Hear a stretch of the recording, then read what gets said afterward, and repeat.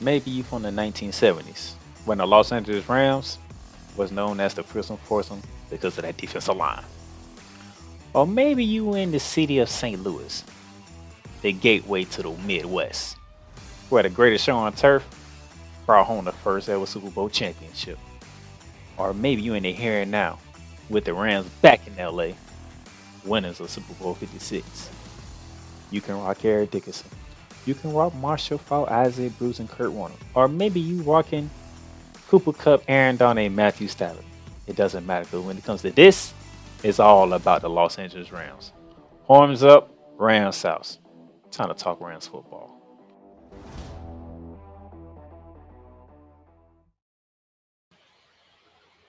That's right, ladies and gentlemen. A special edition of Ramily Talk today on this lovely day, the second day of May. Dang, we're in the fifth month already. After a while, the schedule is gonna be coming out. We gonna see who be playing who and where we playing at. Mm.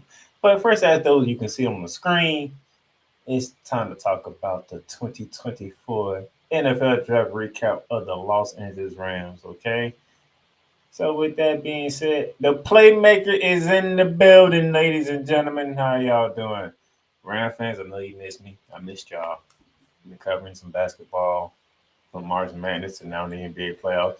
But you know, the draft has come and gone. Now I can do what I need to do for my crew, my Ram Nation Ramley, and let's go over the NFL draft of the Los Angeles Rams. All right. So we're gonna jump right into it. All right. But before I get into it, first and foremost, let me take this down real quick. We did sign longtime Eagle running back Boston Scott to a 1 year deal, boosting that running back room even more. Even though I'm gonna get into who we drafted at the running back position in this coming draft as well, which was surprising to see. Now let's get into it. We came in with 11 picks. We finished off with 10. As you can see, the 10 names on the screen right here. But we're gonna go through each one by one. So let's begin with the team leads. Coming into the game, coming to the draft, I say the team needs were defensive line, edge rusher, cornerback, offensive line, and a special team one to be a kicker. From that is the retirement of Aaron Donald left a large gap with the Ramsey line, even taking into account the strong play of rookie Kobe Turner last season, who tied the record with Aaron Donald for most sacks by a rookie, by the way. Strengthening the edge, cornerback, and safety spots on the defense is likely. Left tackle Akeem Jackson and Joseph Noteboom are also going to be free agent after the season. The well published struggles of the Rams to find a reliable deep field goal maker last season means kicker is on the list of high priorities, as is a receiver or running back with the returning skills to take advantage of a new kickoff rule. As you know, we finished 10-7 last year, made it to the playoffs, but took a wild card exit to the Detroit Lions is probably the most that's the competitive wild card game of the playoffs this past season. Nevertheless, that's how we roll. Now, this was the first time since 2016 that the Rams had a first round draft pick. I'll go all the way back to the aforementioned Jericho. I say we lost to Detroit. Jericho was the quarterback of Detroit, and in 2016, he was the guy who we drafted the last time the Rams had a first round pick. So we had a first round pick at number 19. We stayed at 19. We didn't trade up. We didn't trade down. And then we drafted defensive end, edge rusher, Jerry Verse from Florida State. Good pick. Great pick. On the surface. Great pick. Love pick. Needed an edge rusher. Come out to get you get the best edge rusher in the draft. All right. Best edge rusher in the draft. I have no quality. And if I want to be petty, that's the petty side of me. I hate it because he's Florida State. And those Ram Nation, if you don't know me, my favorite team in college is the Florida Gators. So, like I said, being petty is me not liking the pick because he went to Florida State. Like, I got to cheer for a Seminole. Same thing what happened back in, I want to say, 2010, I believe, when we drafted, well, I can't remember what year, but the year we drafted Todd Gurley. Todd Gurley went to Georgia. Yeah. But hey, Todd Gurley had a hell of a career with us. Enjoyed every bit of him. Loved it. Same thing with Verse. Hey, pettiness aside, great pick, best edge rusher in the game coming out of college. All right. So here's what ESPN had to say on the pick. Okay. Pre-draft said Verse is one of the most talented edge defenders in the 2024 class. The snap in his hips and hands jump out on tape. He can transition from speed to power and overwhelm blockers, rushing the passer. He has the first step, bend, and closing speed to win with speed off the edge. Verse shoots his hands, engage big blockers, and get off blocks, defending the run. He is the active. He has active hands and footsteps to slide, block, and disrupt plays in the backfield. That's the pre-draft. Post-draft, and then just to let you know, ESPN only did the post-draft for like the first four of our picks. Okay, but the post-draft came around here. The Rams found a gem in Brian Young in the 2023 third round. Now they have paired him up with Jared Verse coming off the corner. The size and power at the point of attack makes Verse an ideal day one starter. What he brings as a bull rusher makes him a ton of fun. On top of a high end motor, need to diverse. The Rams needed to diversity the pass rush to prepare for life after Aaron Donald, and Verse can help with that. Overall value, perfect range. A run on edge defenders has started, and the Rams will do well to land Verse, who is the best available edge and ranked 16 overall. Gotta love that pick. That's from ESPN, NFL Network. This is a great pick for the Los Angeles Rams, as versus a bully off the edge who uses a Khalil Mack playing style to get to the quarterback. Verse, who has had 18 snaps over his last two seasons at Florida State, is explosive, dynamic, and a perfect fit for the Rams scheme. From Berkeley Book. So throughout the show, covering the draft picks, you'll get ESPN and you'll get NFL Network because that's pretty much the main two stations that people listen to for draft coverage and stuff. Outside of our own Rams, but we know we kept up with them. Les Snead, Sherman Bay, phenomenal job in drafting. These 7 years, 8 years they spent together been phenomenal. They have killed the draft. And this is the first time Sherman Bay actually even had a first round pick. Okay. The last time we had a first round pick, we was under Jeff Fisher. We weren't even under Sherman Bay yet. He was under Jeff Fisher, and then we got into Sherman Bay. So this is the first time he had it, and they went defense. So I am not even mad at him. So that was our only pick in day one because day one's on the first round. Day two, we had three picks. Yeah, three picks in the second day, and defense became the moral of the story again because in pick 39 of the second round, speaking of pettiness, the Rams went back to the University of Florida State and drafted defensive tackle Brandon Fix from Florida State to team with Jared Verse. So they coming from Florida State to LA together. Let's go figure. Like I said, pettiness by me, I don't like because he's Florida State. But analyst me, taking the pettiness out of it, hey, Aaron Donald retired. There is no place in Aaron Donald. We all know and understand that. But you got to do something to build that forward as best as you can. But you go edge rusher for one, and you come right back and get a defensive tackle, and for your second pick, your second round pick. I ain't gonna complain. Cause damn it, we have the offense. Boost up that defense, and the Reds could be making noise for another Super Bowl. And that's what we trying to do here. So pettiness aside, I like the pick. Building that line, building that D line up, getting that D line back up right.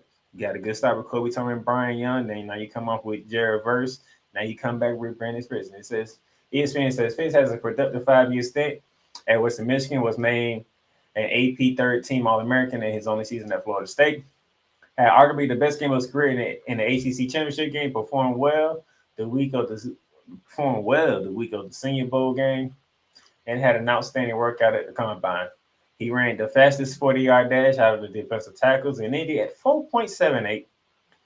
The testing backups, what you see on tape, he is explosive with an initial quickness to get into the frame of blockers and shooting gaps defending the run.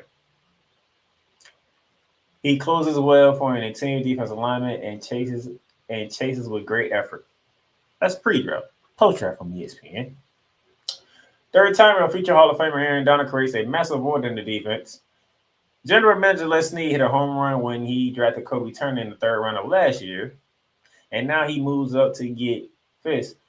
No one can replace Donald, but Fitz grades out as a D1 starter, day one starter, and should complement Turner well. That's from ESPN. I like what I'm hearing. I, I cover college football for those who don't know. Shameless plug here. Those who don't know, those who've been following Ramily Talk on the same under the same network, the Playmaker Blog Sports Network, bearing down the gridiron. You can catch me talking college football there. And I'll probably doing that back up in about a few months as we get closer to the college football season. But all the different changes that don't took place, I'll probably be going a little earlier than I usually do to cover all the different changes that have taken place in college football. And I can't wait to do it because I am enjoying college football.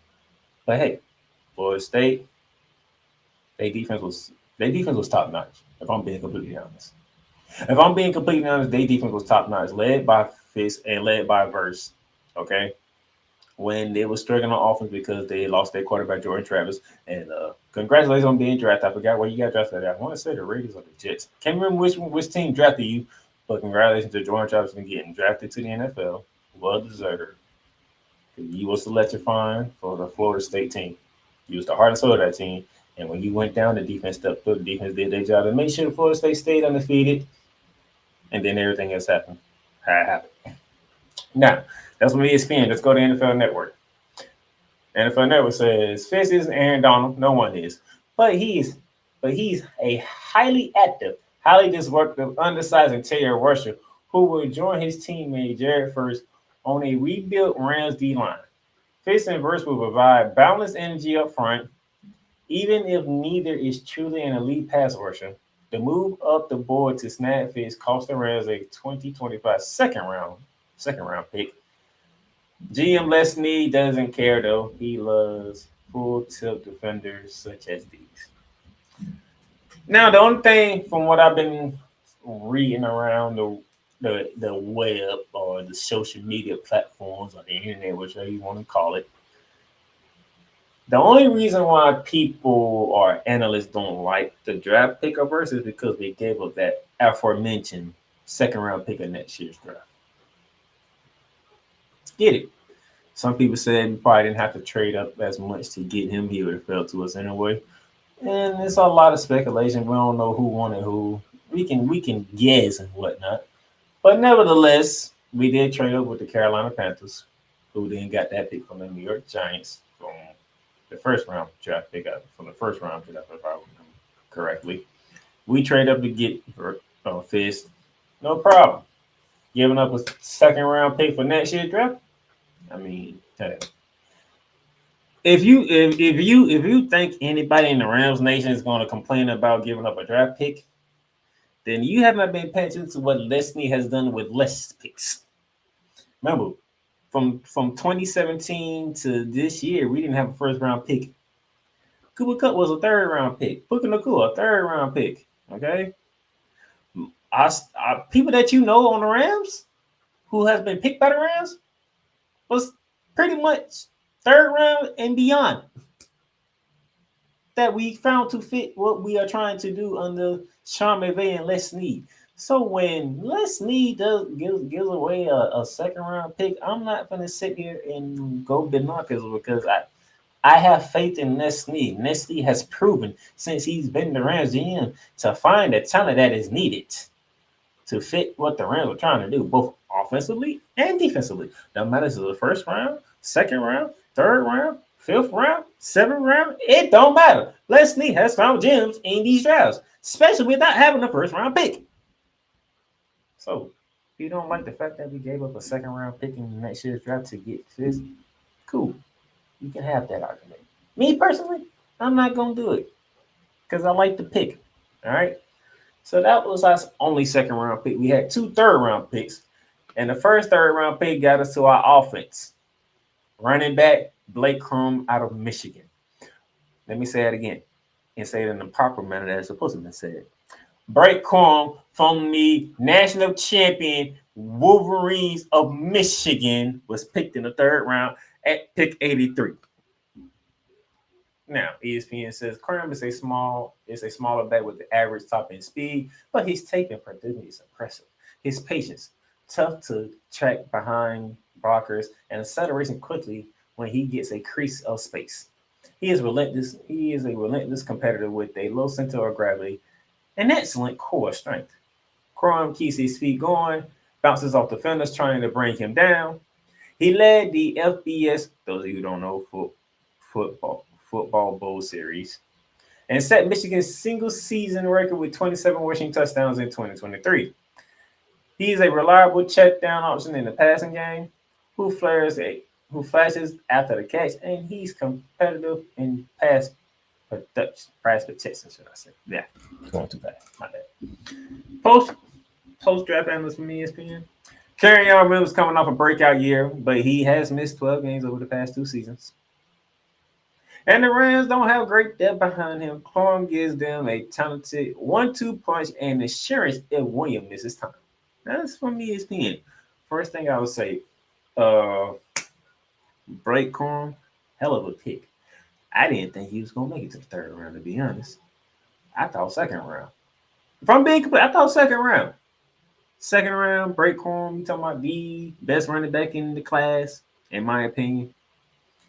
I mean, with everything that was going on in Michigan and Jim Harbaugh being suspended, who's now the head coach of the LA Chargers, that's right across the street from us. Those of you who stays in LA. Breakcom is Michigan. They want to run the ball and they ran the ball. I mean, we're talking like 20 or 30 something straight times against Penn State. It was just run, out the run, out the run, out the run, out the run, out the run, out the run. And Breakcom took them carries, ran it down Penn State's throat. Took them carries, ran it down Ohio State's throat. Took them carries, ran it down Alabama, ran it down Washington. Just run, run, run. That's how you get to break the single season record at Michigan. We're talking about Michigan University here, the University of Michigan. Wolverines, 27 rushing touchdowns. He's just coming to the job coming off 27 touchdowns. Dude, to pair him with Carryon Williams, and then we have Boston Scott that I just mentioned at the top of the program. We signed him to a 1 year deal, a long time Eagles running back. That's three good running backs we got right there. I'm looking forward to how they work this out. Now, Carryon Williams is the starter, okay? Unless something major happens during training camp, OTAs, whatever the case may be, Carryon Williams is the starter. But having Blake Corum and Boston Scott fight for that 2 slot, that's going to be something I'm looking forward to. I'm pretty sure they're probably going to give Boston Scott maybe the 2 slot as of right now. But when training camp OTAs, all that start, we'll see if Blake Corum can snatch number 2 from Boston Scott or Sean McVay found a way to use all 3 running backs. Never know with Sean McVay, the genius that he is. But that was ESPN. Let's get the NFL Network. NFL Network says Corum and Jim Harbaugh may end up neighbors for all we know, but they'll be rivals. The Rams are getting another smaller, compact runner to pair with Carryon Williams. Both he and Crum are extensive, tough, and possess good vision. NFC West foes won't enjoy tackling these two. I love it. I love that. I love hearing. I love reading that. I love hearing that. That is going to be great to have a running back. And plus, we signed some key free agents on the offensive line. So we beefing up on the offensive line. We beefing up on both sides of the ball, on the offense and the defense. So we beefing up and we getting guys who can have the vision, who have the intensity, who have the fortitude, all that coming out of the backfield, and you don't want to tackle them either. So this is shaping out really good. Matthew Stafford coming back. You still got Cooper Cup on one side, Puka Nakua on the other side. You kept Tutu that way. You re-signed Marcus Roberts. We'll see if can Tyler Higbee can come back from that injury and do his thing. I'm liking what we doing this offseason. I'm liking what we doing this offseason so far. But that was our first of 2 third-round picks because our second third-round pick came at pick 99. And we went right back to the defense, but this time we went into the secondary. Cameron Kitchens, defensive back from the University of Miami.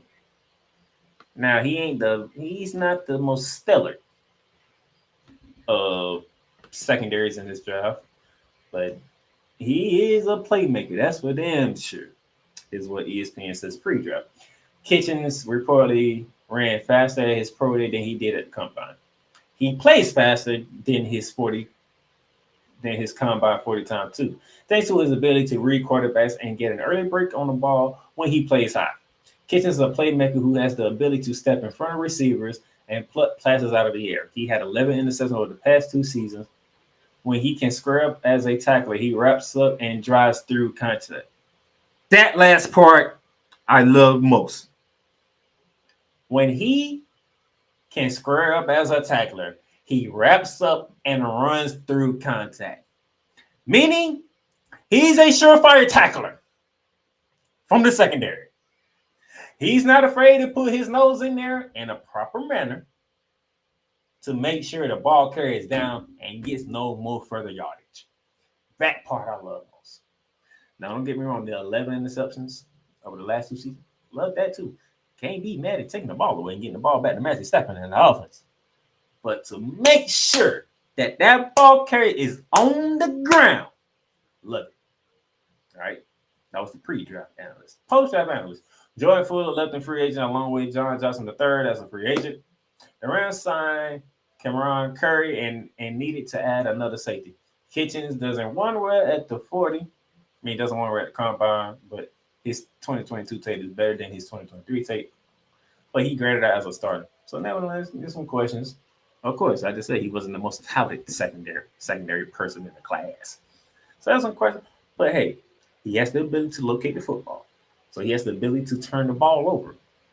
He has the ability to be a solid tackler. I mean, he's going to make sure he gets that ball carried down. So I like it. Now, there's always question marks when you're picking in the third round, the fourth round. The later rounds you pick, the more question marks there are. It's just the way it is. But that was ESPN. What does NFL Network says? NFL Network says he's not the biggest guy or the fastest guy, but Kitchens has some similarities to former Rams third rounder John Johnson III. There are very few big holes in Kitchens' game, but also very few high-level traits. He can be a solid NFL safety. Hey, if you can be anything like John Johnson III, us here at the Rams Nation, Ramily, we ain't gonna complain. The simple fact that you are able to turn the ball over, you're able to make sure the ball carries down. That's what we need. We don't need a big time playmaker in secondary.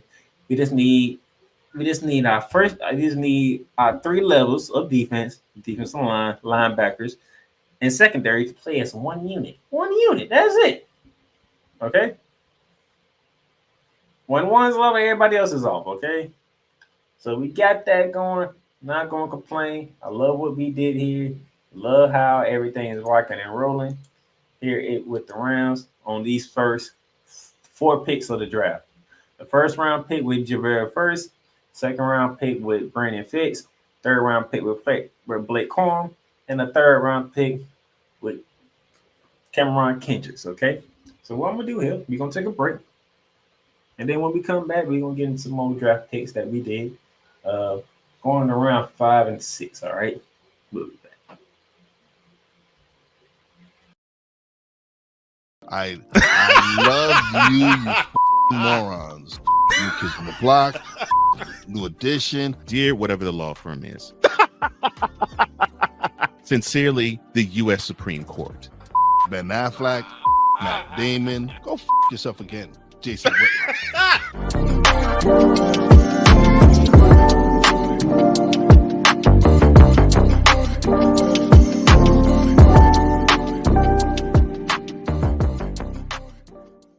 Join Ryan McCarthy. I became a Jets fan because Kermit the Frog was my favorite Muppet because he was green, and the Jets wore green. That's how I became a Jets fan. And Dustin Henry. ESPN is cashing all in on let's pay a few personalities and we'll just kind of fill in the gaps. As they walk you through all of the world of sports from their perspective. The Albany Empire, it's a literal circus. No credentials required. Where, Ryan, Say the tag. where you don't need a press pass to talk sports. Every Monday at 8 p.m. Eastern, 7 p.m. Central. On YouTube and where you can find all podcasts. Sports fans are gearing up, whether it be for the madness of March, whether it be for the Super Bowl, or even a little thing called WrestleMania. You can get all that at Fanatics, where they have a wide selection of gear from every league, including the NFL, the NBA, the MLB, the NHL, the NCAA, and the WWE. So go on and show that pride, that passion, that dedication fan that you are by whipping your team, your league, all your favorite players. Fanatics, official license, everything.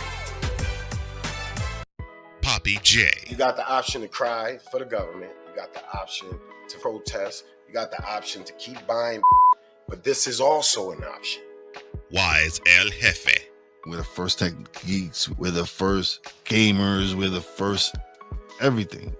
Everything. Like Gen X's, we are the ones. BS3 Network proudly presents the crew from the New York boroughs who never wants that smoke.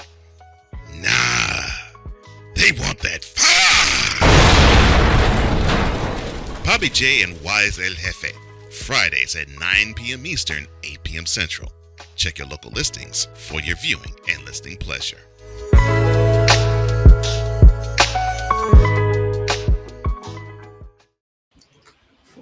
All right, ladies and gentlemen, welcome back to Ramily Talk on this May 2nd, 2024. Recapping the Rams NFL draft from this past week, whatever you want to call it. Now, we got our first 4 picks out the way for our first round pick, second round pick, and our 2 third-round picks. Now, we didn't have a pick in the 4th round, so we're going to jump into the 5th round. And then in the 5th round, we took linebacker Bernard Jackson from Washington State with the 154th pick of the 5th round. Now, I'm going to be honest.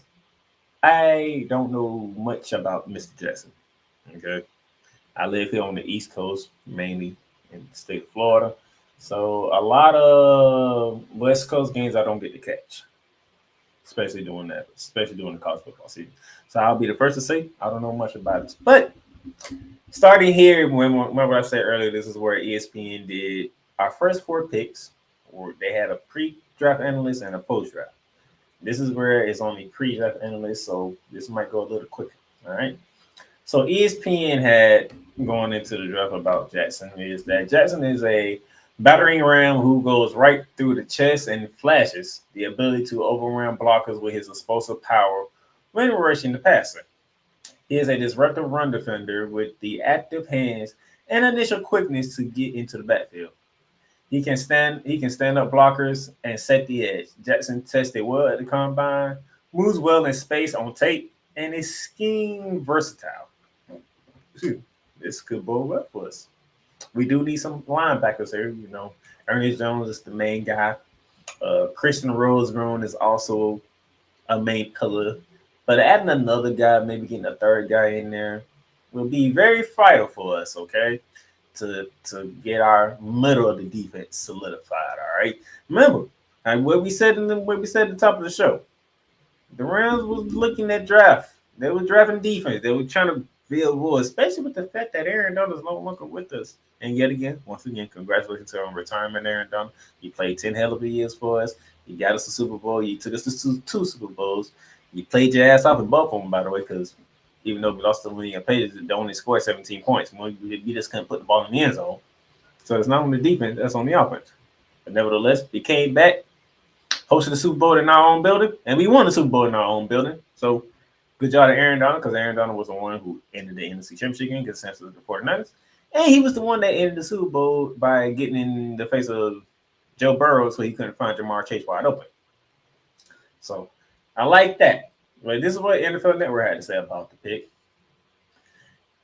Jackson, he has had some bad injuries luck over the years, and he has had to take the long road. But Jackson's unbridled energy, thick frame, and pass rush skills makes him a typecast Rams rusher. Love to hear that. Now, injuries, you got to go in and see what kind of injury you talk. Because mostly when you talk about linebackers, maybe it could be a neck injury, maybe some leg injuries, and But nevertheless, he done well enough to get drafted. We saw enough in him to bring him to the Rams. And he say, "You're gonna pull that trigger. We're gonna sign. We're gonna bring you in. We're gonna draft you here in the 5th round." So whatever Les Snead does, I'm not gonna question because I'm with Les Snead here. Okay, I don't question Les Snead. Les Snead has proven himself very worthy, so I'm not gonna question him. But that was our 5th round. It was one of our 5th round picks there, and then no, that was our only 5th round pick. Excuse me, that was our only 5th round pick, and then we had quite a bit of 6th round picks, if I'm not mistaken. I think we had 4 6th round picks. All right, so I'm gonna break this up in 2 and 2. All right, so 2 and 2. Take our final commercial break, and then we'll come back and close out this show. Well, continue the rest of the show, shall I say? So our first 6th round pick. We're back to the D line with Tyler Davis, defensive lineman from Clemson, with the 196th pick in the 6th round. ESPN pre-draft said for Davis was that Davis started 52 games in college, and he is the first Clemson defender to be named an All ACC selection 4 times, including 3 consecutive first-team honors. He has a low center of gravity, is strong for his size, and flashes the ability to fight through double teams. Davis tracks the ball well, gets off blocks in time to make plays, and chases the quarterback with good effort. Man, you gotta love that. It may be in the 6th round, but to hear a pre-draft analyst like that say, that's good. What NFL Network had to say. Rams clearly are throwing numbers at the defensive line, hoping that a slew of young depth can overcome the loss of Aaron Donald. Davis is a respected team captain who made his mark at Clemson and might be able to overcome his physical shortcomings to enter the D tackle rotation. Gotta love that. Well, that you can see here as we get through. I believe this would be pick 5 we are going through right now. So pretty much halfway through our picks. And we going D line. We edge rusher, defensive tackle, even throw a linebacker in there. It's clearly set to overcome the loss of Aaron Donald. And yet again, there's no replacing Aaron Donald. There's not. So we got to do it by committee. And the Rams said we're going to do it by committee then.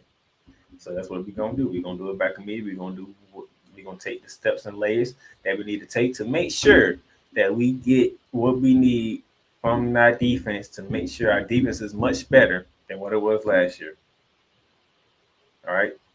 So I'm liking what we're doing here. Okay. That was the first of 4 6th-round picks. Okay. The second of the 6th round of our 6th-round picks, we went special teams. We went kicker. Joseph Cartney, kicker from Stanford, with the 209th pick in the 6th round of the NFL draft. That is shocking.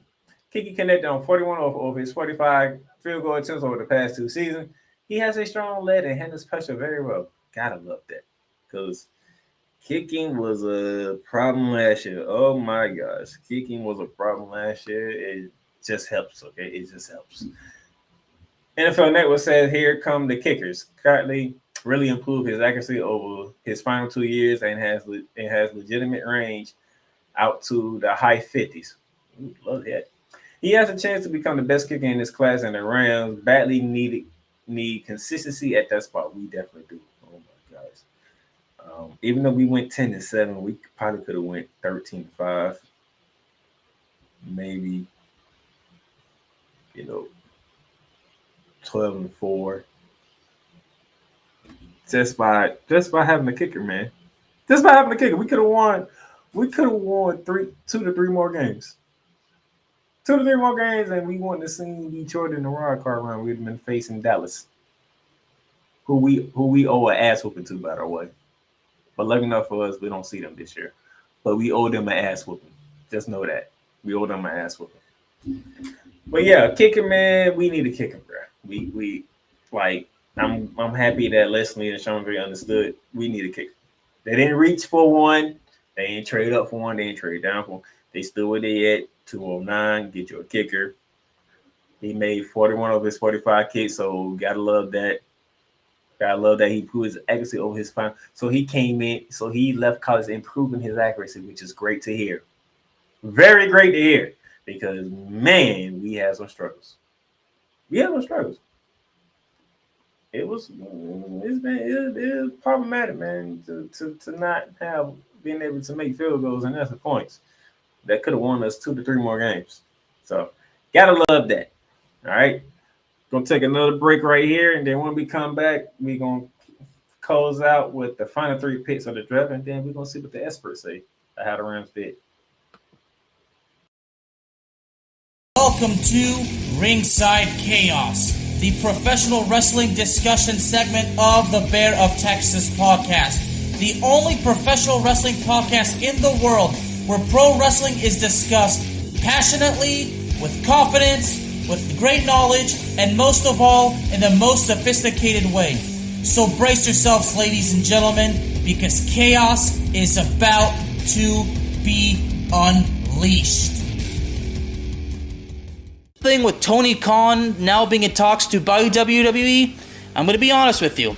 I spoke to this with Ricky Litwinkowicz, aka the Master of Mayhem, and he honestly believes that me talking about Tony Khan buying WWE is basically I'm kind of wasting my time because Ricky believes it's never going to happen. Okay, now don't get me wrong, Ricky, I respect what he says. He could very well be correct. But I gotta be honest with you, the fact that Khan is interested in supposedly buying WWE, to me, that's definitely worth talking about. Now, I should mention this. Shout out to Ricky, by the way. And I gotta mention this, that even Jim Cornette already had something to say. And he said, and I quote, "ridiculous to think that could happen," unquote. A wrestling fan that's been super supportive of Brody Lee as a wrestler, and everything that WWE could have done with him, and, everything that he could have shown and, offered for the wrestling business. For me, I wasn't just a fan of Brody Lee himself, like in character. I strongly respected him, as a human being. Like, I had a lot of respect for Jonathan Huber. That's Mr. Brody Lee's real name. So basically, I had a lot of respect for Brody Lee, Luke Harper, and of course, Mr. Jonathan Huber. Particular episode was about World Class Championship Wrestling. And the episode title is, WCCW Wrestling's Lone Star Legacy. And because I am the Bear of Texas, and I do hail from the Dallas-Fort Worth area of the state of Texas, World Class Championship Wrestling was basically my territory as far as being a wrestling fan goes. Ladies and gentlemen, Ringside Chaos is available on all streaming platforms, including Spotify, Apple Podcasts, Google Podcasts, Amazon Music, and YouTube. WWE Shop is your online source for all things WWE. Be a part of the site, man, and score wrestling gear for big events like WrestleMania or SummerSlam. From current superstars to legends, from Raw to SmackDown to NXT. Don't miss this chance to shop for the most awesome WWE merch. Shop for the best deals as well as WWE gift cards and save big on your favorite items. WWE Shop at Fanatics Experience. Cool McCain. You thought you wanted Gunther against Chad Gable, but you didn't. And I'm going to tell you why. Chad Gable would take everything that Gunther's done and bury it. The Playmaker. It was on site. AJ Styles walked out there, seen LA Knight. Oh, okay. And then LA Knight hopped out the car. Let's go. Break down everything in TNA, AEW, and all of the WWE programming. Join these two kings, monarchs of wrestling, live every Monday at 6:30 p.m. Eastern, 5:30 p.m. Central on the Play Caller Sports Talk YouTube channel.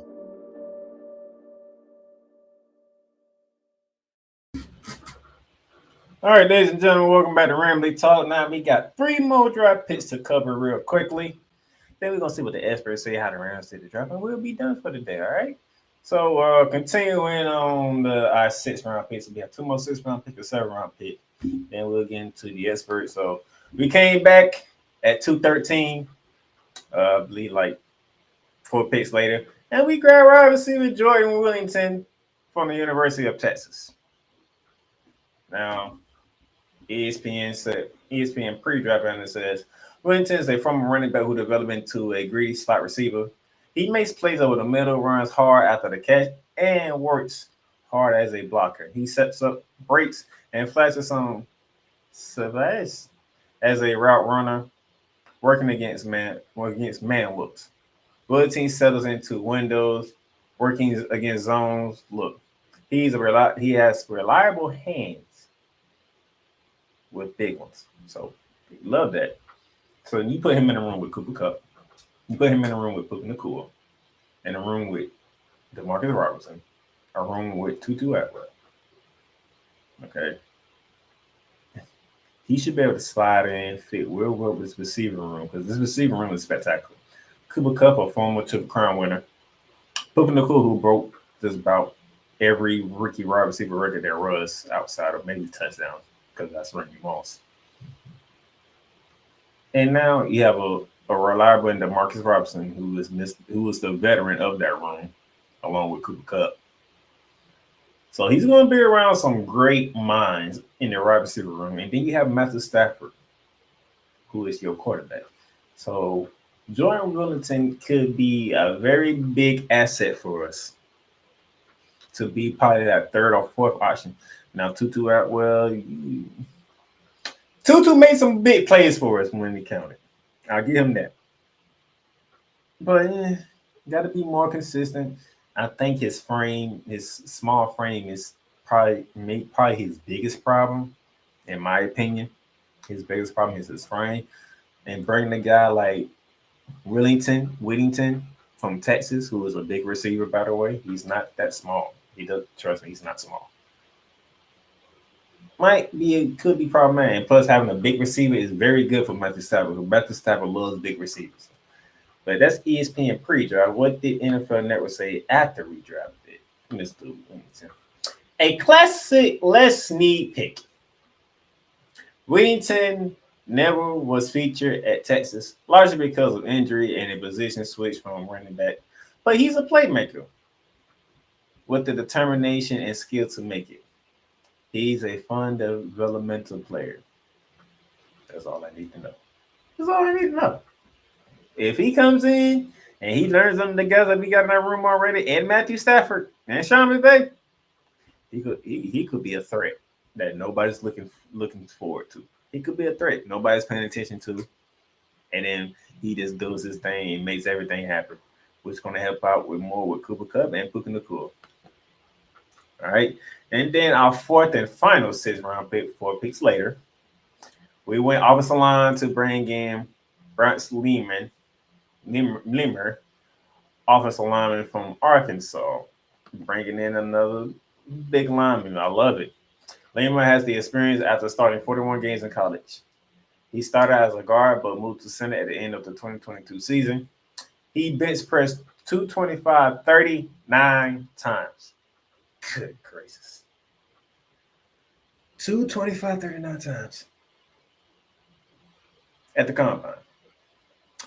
The most reps since 2020 and 4 more than any other player at the combine this year.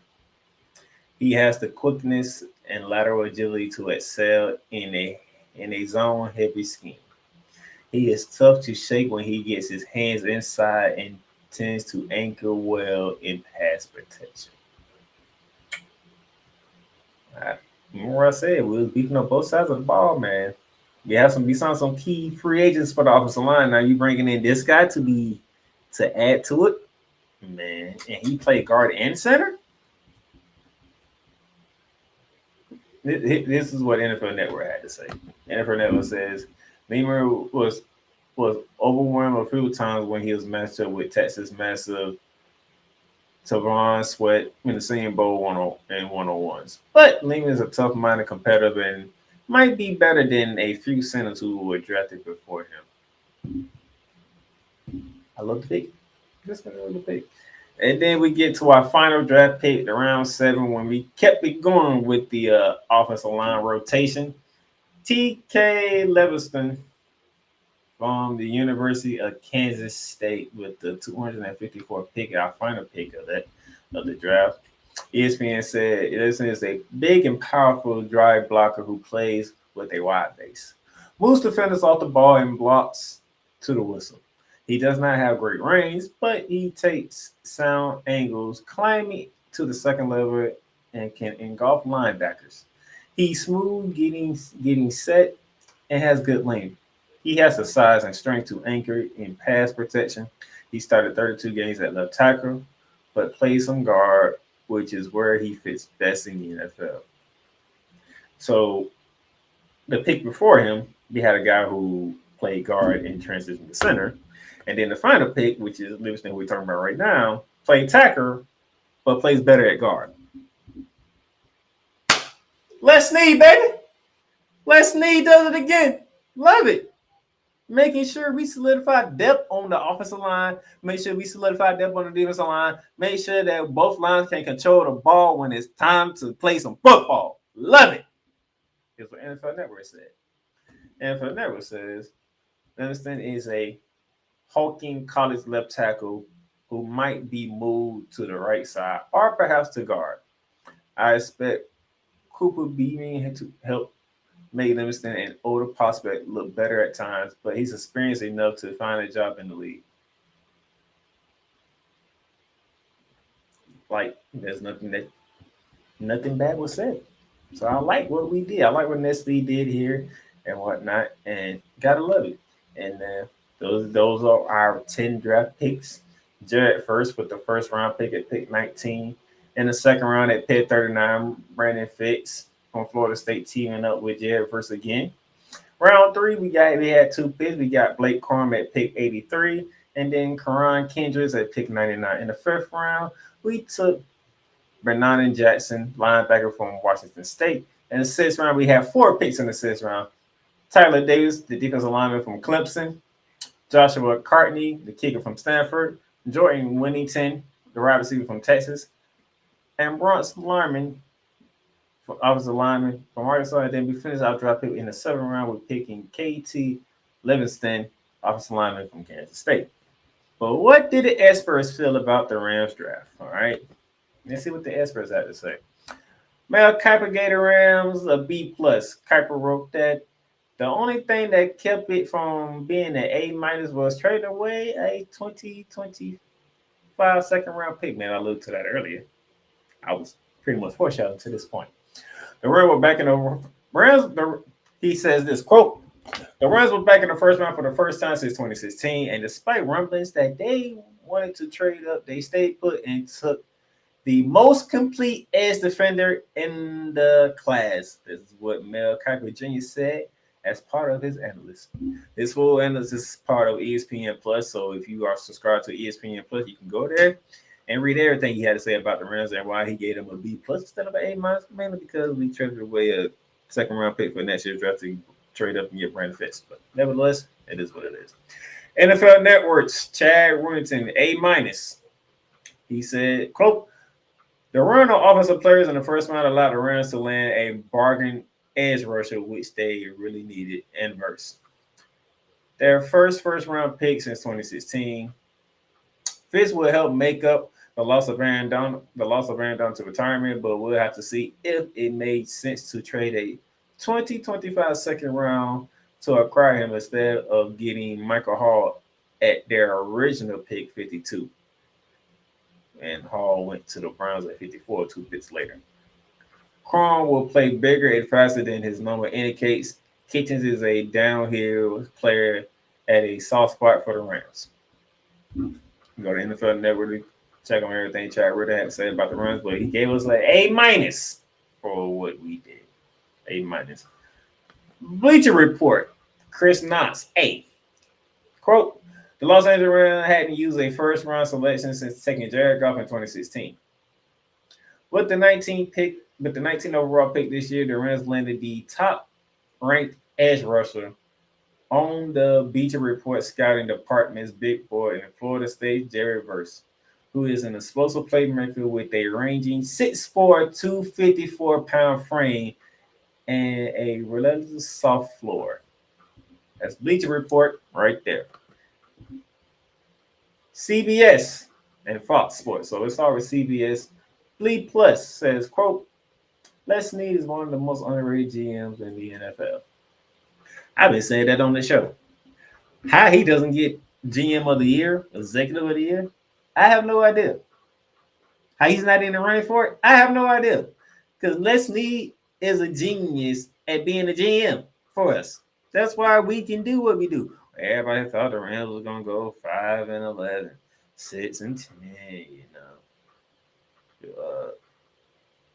So I say 7-10, 6-11, 5-12 like they did last year. What did we do? 10-7.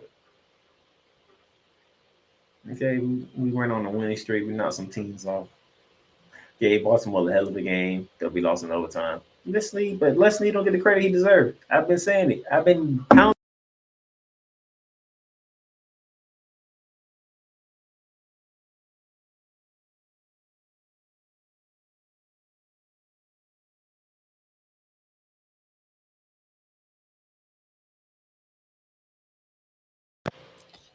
And saying B for the Los Angeles Rams. Overall, the Rams put together a solid class to follow up a very productive group from last year. I mean, what more can you say? And then finally, US Today's Nate Davis says A-. Says, quote, they drafted in the first round for the first time in 8 years, which kicked off a run that seemed to be bringing 4 immediate contributors into the first 3 rounds. Edge rusher Devara's first round 1, defensive tackle Bennett first round 2. The former Florida State team is thrilled to transfer once again and reunite ahead of their collective task to replace retired D lineman Aaron Donald. Before Michigan running back Blake Corum and Miami safety Karan Kendrick landed in the 3rd round. It's either a B or an A. I don't see no C's, no D's. People love what Les Snead and Sean McVay did in the 2024 draft. I love what they did in the 2024 draft. So, I don't have nothing else to add. I love it. So, that will do it for the Los Angeles Rams 2024 NFL Draft recap with the Playmaker here.